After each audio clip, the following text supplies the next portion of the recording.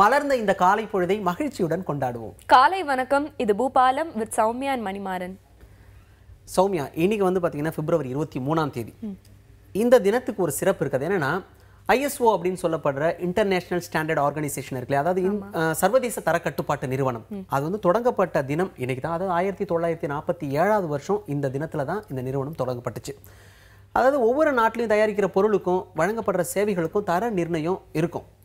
அது அந்தந்த நாட்டு தர கட்டுப்பாட்டு நிறுவனம் வந்து அதை வந்து கட்டுப்படுத்தும். இது ஒரு பக்கம் இருந்தாலும் இந்த சர்வதேச அளவில் நம்ம வியாபாரம் பண்ணணும் அப்படின்னா அதுக்கு தர நிர்ணயமும் கட்டுப்பாடும் ரொம்ப ரொம்ப அவசியம். அதுக்காக ஆரம்பிக்கப்பட்டது தான் இந்த ISO.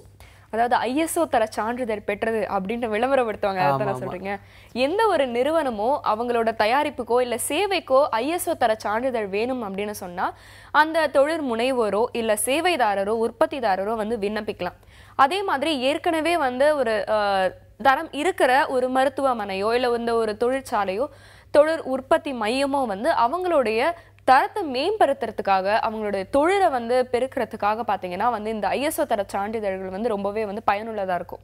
நிச்சயமா நீங்க சொன்ன மாதிரி இந்த பயனுள்ள ஒரு தகவலையும், அது ISOனா என்ன, அது என்னென்னலாம் பண்ணுது, எதுக்காக நம்ம அதெல்லாம் அணுகணும் அப்படிங்கிற நிறைய தகவல்கள் நம்ம சொல்லியிருக்கோம். பூபாலத்தில் முதல் பாடலை இப்போ நம்ம பார்க்கலாம்.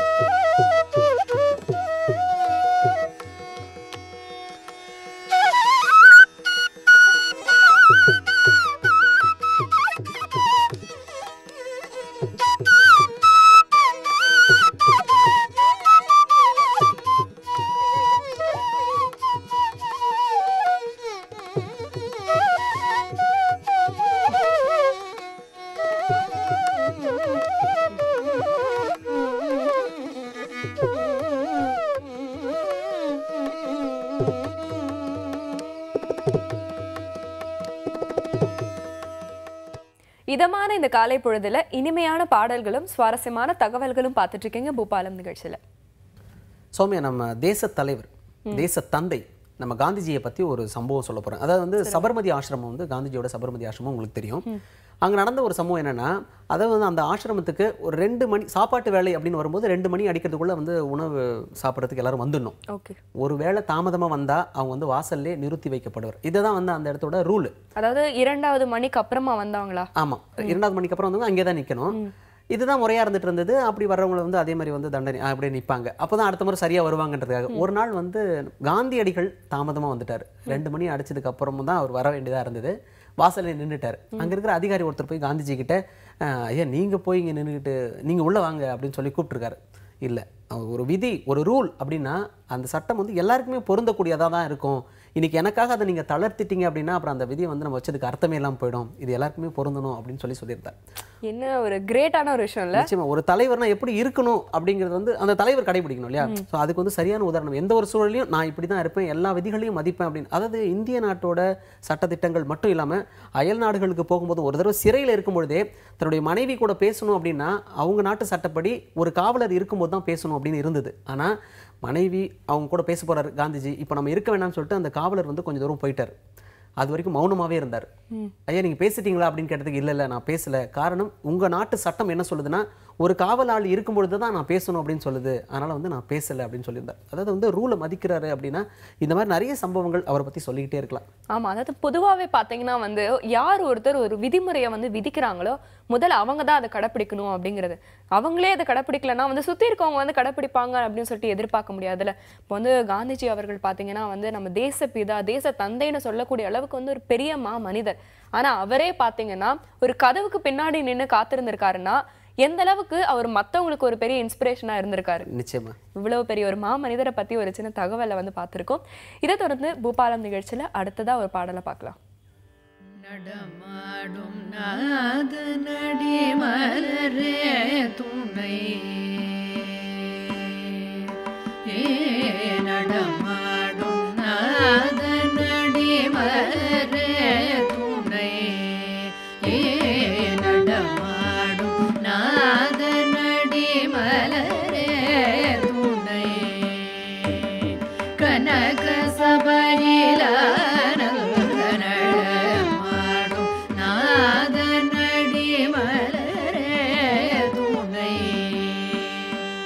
கனக சபையில நடமாடும் நாதனடி மலரே துணை, கனக சபையில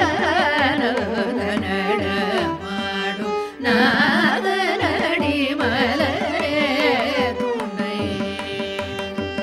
கனக சபையில நடமாடும் நாதனடி மலரே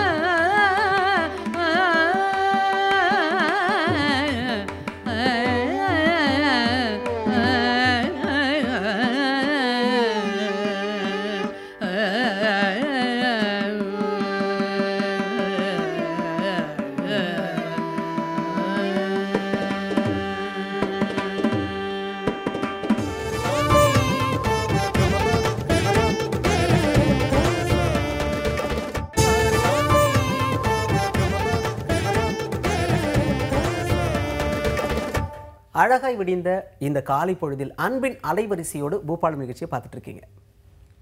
மணி பொதுவாக வந்து பார்த்தீங்கன்னா ஒருத்தரை வந்து ஜட்ஜ் பண்ணும்போது அவங்களோட அப்பியரன்ஸ் வச்சு தான் முதல்ல வந்து ஜட்ஜ் பண்ணுவாங்க. ஓகே, அதே மாதிரி பார்த்தீங்கன்னா ஒருத்தர் பார்த்தோன்னே பா ஹைட்டுக்கு ஏற்ற வெயிட் இருக்கான் அப்படின்னு சொல்லுவாங்க. அதே மாதிரி வந்து இது வந்து ஆண்களுக்கு மட்டும் கிடையாது, பெண்களுக்கும் பார்த்தீங்கன்னா வந்து அவரோட ஹைட்டுக்கு ஏற்ற மாதிரி அவள் வெயிட் வந்து கரெக்டாக இருக்குது அப்படின்னு சொல்லுவாங்க. அதாவது பார்த்தீங்கன்னா நம்மளோட உயரம் எந்த அளவுக்கு இருக்கோ அதுக்கேற்ற மாதிரியான நம்மளோட உடல் எடை வந்து இருக்கணும். இதை வந்து பார்த்தீங்கன்னா பாடி மாஸ் இண்டெக்ஸ்ன்னு சொல்லப்படுற BMI வச்சு தான் வந்து அளப்பாங்க. அதாவது நம்மளோட உயரம் வந்து இன்ன சென்டிமீட்டர் இருந்ததுன்னா அதுல இருந்து 100 கழிச்சோன்னா என்ன வருதோ அதுதான் நம்மளோட வெயிட்டா இருக்கணும். உதாரணத்துக்கு இப்போ வந்து நீங்க வந்து ஒரு 163 சென்டிமீட்டர் உயரம் இருக்கீங்கன்னா அதுல இருந்து 100 கழிச்சுட்டா மிச்சம் 63. ஸோ 63 கிலோ வந்து நீங்க இருக்கணும். இதுதான் வந்து உங்களோட ஹைட்டுக்கான பேலன்ஸ்டான வெயிட். ஆனா இன்னைக்கு காலகட்டத்துல வந்து எத்தனை பேருக்கு அந்த மாதிரி இருக்கு அப்படிங்கிறது வந்து தெரியல. குறிப்பா பார்த்தீங்கன்னா ஆண்களுக்கும் சரி பெண்களுக்கும் சரி அதிகமா தொப்பை விழுறத வந்து பார்த்துக்கலாம். இதுக்கு வந்து மெயினான காரணம் என்னன்னா உடற்பயிற்சி வந்து கிடையாது. அதுக்கடுத்து வந்து உணவு பழக்க வழக்கங்கள். இன்னைக்கு உணவு பழக்க வழக்கங்கள் வந்து ரொம்ப மாறி போயிருக்கு இல்லையா? ஆமாம், ஒரு கட்டுப்பாடான உணவு பழக்க வழக்கங்கள் இருந்தாலே நீங்கள் சொன்ன மாதிரி இதுலேருந்து கொஞ்சம் வெளியே வரலாம். அதையும் தாண்டி நீங்கள் பெண்களுக்கு எந்த அளவுக்குன்னு தெரியல, ஆனால் ஆண்களுக்கு பெரிய அளவு நான் தொப்பெல்லாம் போட்டுருச்சுடா எப்படியாவது சரி பண்ணணும் அப்படிங்கிறது எல்லாருக்குமே இருக்கிற பிரச்சனையாக இருக்குது. இதை வந்து சரி பண்ணணும் அப்படின்னாக்கா அன்னாச்சி பழம் இருக்கு இல்லையா, அதுக்கு வந்து ஒரு ரெமெடி நான் ஒன்று படிச்சிருந்தேன். அன்னாச்சி பழத்தில் ஓமப்பொடியை வந்து ஒரு 4 ஸ்பூன் போட்டு இரவில் வந்து நல்லா கொதிக்க வச்சுட்டு அதுக்கப்புறம் அப்படியே வச்சிடணும். காலையில் அந்த சக்கையெல்லாம் எடுத்து போட்டு அந்த சாறு மட்டும் எடுத்து நம்ம குடித்தோம் அப்படின்னாக்கா தொப்பை குறையிறதுக்கான வாய்ப்பு இருக்குது. ஒரு பக்கம் இதை செஞ்சுக்கிட்டே வந்துட்டு ஒரு பக்கம் உணவு கட்டுப்பாடு இல்லாமல் போயிட்டே இருந்ததுன்னா என்னடா அவன் சொன்ன மாதிரி நம்ம செஞ்சு ஒன்றும் குறையிலே அப்படின்னு கேட்கக்கூடாது. உணவு கட்டுப்பாடு அந்த சரியான முறையை வந்து கடைபிடிச்சிட்டு இந்த மாதிரியான ஒரு வரைமுறையும் நம்ம செஞ்சோம், இந்த ரெமடியும் நம்ம ஃபாலோ பண்ணோம் அப்படின்னா தொப்பை குறையிறதுக்கான வாய்ப்பு நிச்சயமாக இருக்குது. கண்டிப்பா. அதாவது இந்த தொப்பை குறைக்கணும் அப்படிங்கிறது தான் இன்னைக்கு நிறைய பேரோட ஒரு மெயின் மோட்டிவாவே இருக்கு. அதுக்கான ஒரு நல்ல ரெமெடி வந்து சொல்லியிருக்கீங்க. இதை தொடர்ந்து பூபாலம் நிகழ்ச்சியில அடுத்ததா ஒரு பாடலை பார்க்கலாம். தனம் தன்னனே நானே நன்னா தன்னான மயில தனம் தானனே நானே நன்னா தில்லேல குயிலே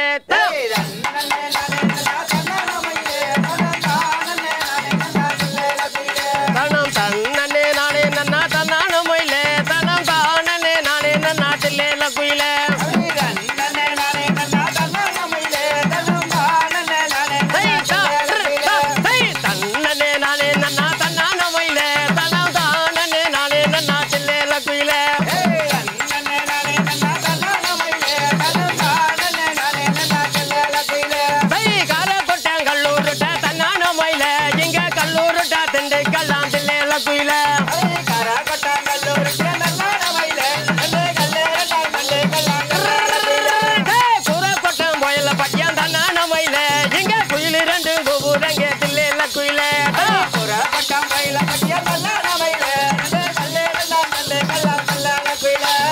அச்சு முறிஞ்ச வண்டி தன்னான மயில இங்க அரைக்காலு போன வண்டி தில்லேல குயில அச்சு முறிஞ்ச வண்டி தன்னான மயில அரைக்காலு போன வண்டி தில்லேல குயில பட்டாக்கால் அந்த வண்டி தன்னான மயில இங்க பாதியச்சு போன வண்டி தில்லேல குயில பட்டாக்கால் அந்த வண்டி தன்னான மயில அங்க பாதியச்சு போன வண்டி தில்லேல குயில பட்டாக்கால் அந்த வண்டி தன்னான மயில இங்க பாதியச்சு போன வண்டி தில்லேல குயில